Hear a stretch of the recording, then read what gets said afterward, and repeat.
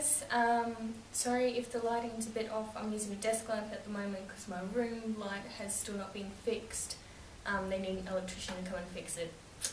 Yay for first week back. So yeah, it's been a week since I got back, but I need to rant. So this is what today is going to be. It's just a flight rant, and I'm going to talk about the screaming child, which everyone deals with on a flight, the person that kicks the back of the chair, or the person that refuses to put the seat up even when meals are being served.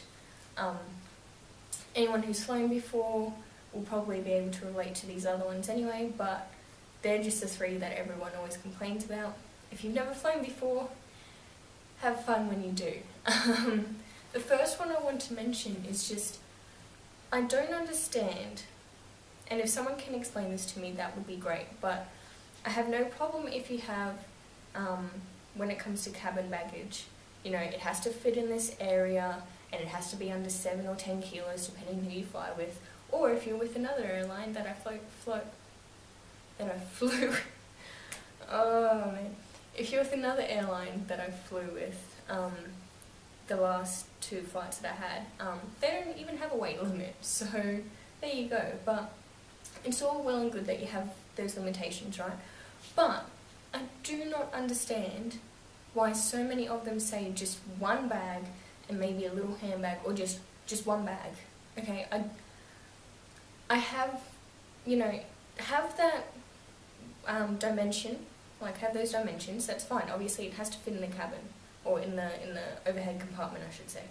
I'm fine with the weight limit. That totally makes sense, because, you know, plane still has to get in the air. I don't understand why it should only be one piece of luggage though, because I had my backpack and I just had a plastic bag with like those biscuits and stuff in it, and my jacket and stuff. And I could fit my backpack in the overhead and then put everything under my seat. But that, you know, my backpack is only half the size of those people that bring on those freaking suitcases, and they're allowed to take on this one big suitcase which fits in like the little cage that they have at the gate. It fits into that. All my stuff also fits into that, but I can split it up into overhead and under the seat. So why one bag? Please, someone explain. If I want to carry more than one thing, that's my problem. If I want to lug around 4 different things, but it's still fitting in that, I should be allowed to take that on the plane. Granted, most of the time they really could not care less that you have more than one bag, but it irritates me that, you know, someone can put that suitcase in the overhead, but I can't take a backpack and something that goes underneath. Because here's something that I don't think I mentioned. When I came from Japan, they forced me to put one of my bags into my suitcase because it was more than one bag. Even though one of those bags could fit under the seat and they could both fit in that little cage. Yet here were these 2 girls with those big suitcases. I'm moving on from that. I've got 4 sections here. They're not like huge sections. Anyway, first one, people with no spatial awareness, okay? Whoever's messaging me, can you please stop? Love you all, but please. No spatial awareness. Okay, so I was trying to get onto the plane once, and it was one of those times where they didn't have the aero bridge, so you had to go outside and you had to go up the stairs and all of that kind of stuff. I had one person in front of me with one of those big, like, backpacker kind of backpacks, you know, those large ones, you know the ones I'm talking about. Also, same size as those suitcases. Oh, moving on. Had one of those, but he kept doing that whole, like, turning kind of thing. Hang on, let me explain. You know, he has it, you know, on the back, but he kept doing, like, this whole turn. I swear to God, I was almost wiped out by him. I don't know, 3 or 4 times, because he was up the stairs and he kept moving back. And just please, anyone, I have no problem if you want to go backpacking and stuff, but please have more spatial awareness. There are people behind you, and if you go flinging that backpack around, there's going to be a domino effect down those stairs, and there's going to be a lot of people who are unconscious before they even get onto the flight.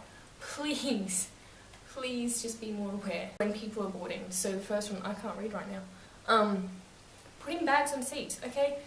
you have the overhead compartment, you have the seat in front of you to put stuff under, but there are still people that put the bag in their lap, or if they're lucky enough, like I had a few times, they put the bag on the seat next to them. There is a reason we have to put it in those two spaces. It's a safety thing, okay? Quite frankly, the flight attendant should have also pulled them up on it, but they never did, and that kind of bothers me. If you can't fit into one of those spots, then why do you have it?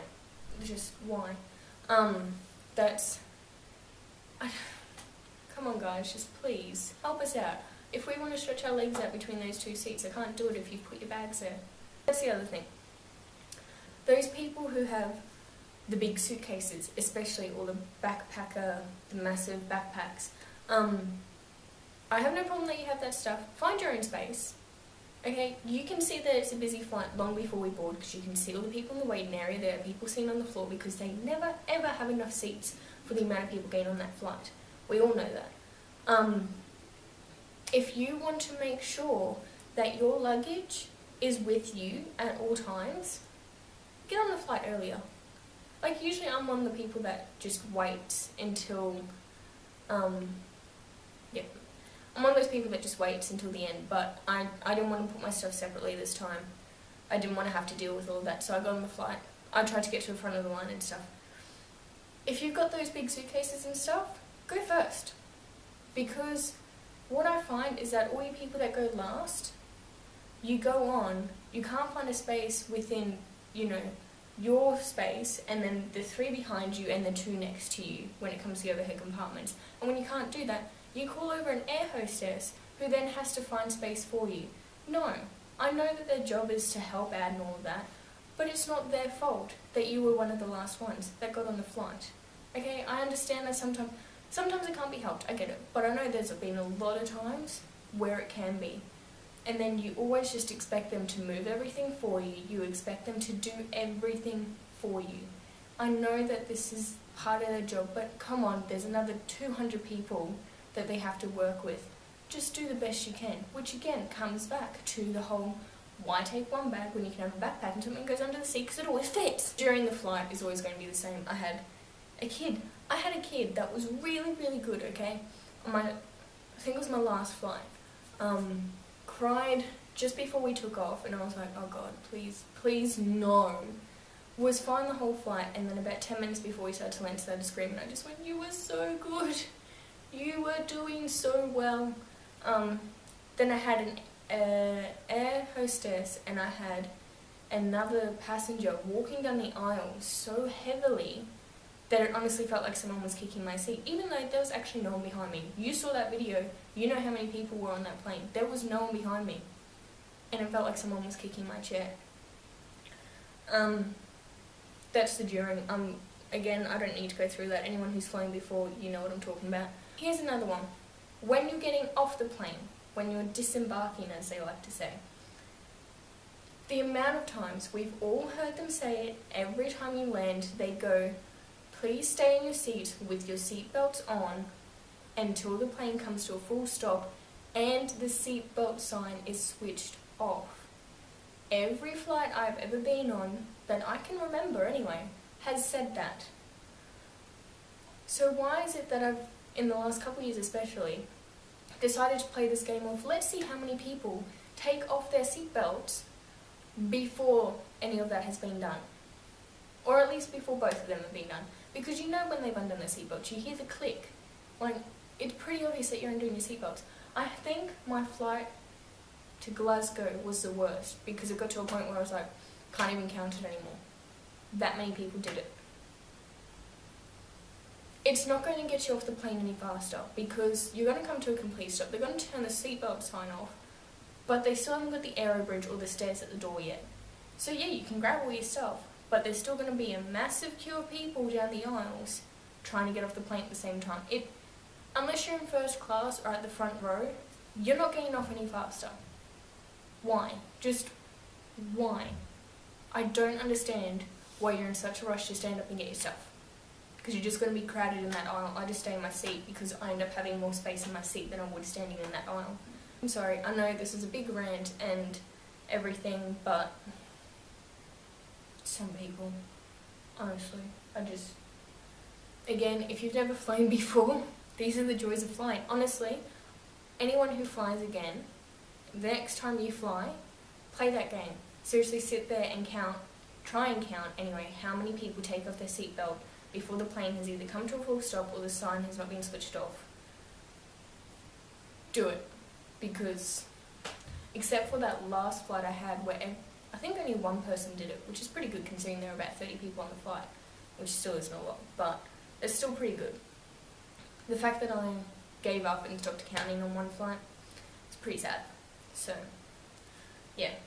Anyway, that's my flight rant, and there's probably more there that I've missed and they just didn't write down. I'm pretty sure there's another one that I've missed. I'll probably mention it the next time I fly. I don't know, we'll see what happens. I haven't really done anything else this week. I start class again semester starts on Monday, I don't start until Tuesday. So I'll be doing more stuff. I'm in the middle of trying to plan like two more holidays. There's a third one that's still in the making, and there's another like trip down to London that I'm doing as well. So I've got 4 things to plan at the moment. So that's all coming up. I shouldn't say it's all coming up soon. The first one's in like April. So it's still a while away, but until then I'm still going to do maybe a few more day trips. We'll see what happens. Apart from that, nothing exciting at the moment except for my stupid light, and I'll talk to you all next Friday. Bye guys!